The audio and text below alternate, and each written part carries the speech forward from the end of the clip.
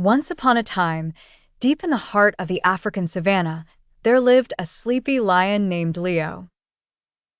Leo was unlike any other lion. While most of the lions roared and prowled, Leo spent his days dreaming and napping under the big, shady baobab tree. He didn't dream of hunting or being the king of the jungle. No, Leo dreamed of flying. One sunny afternoon, as Leo lay in the tall grass, he watched the birds soar high in the sky.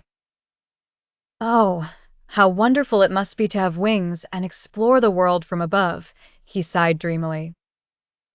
The next day, Leo went to visit his clever friend, Ollie the owl. Ollie was known throughout the savannah for his wise advice. "Ollie, my friend," Leo began, "I dream of flying like the birds. Is there a way for a lion like me to touch the clouds?" Ollie tilted his head and thought, "Well, Leo, there is a magic feather atop the tallest mountain, Mount Zuba.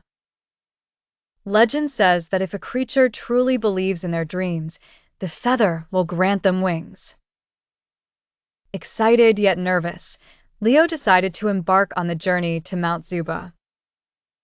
He traveled for 3 days and 3 nights, through the thick jungles and across rushing rivers, until he finally stood at the foot of the towering mountain.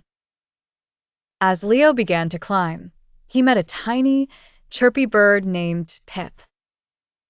"Where are you going, Mr. Lion?" Pip asked, fluttering around Leo.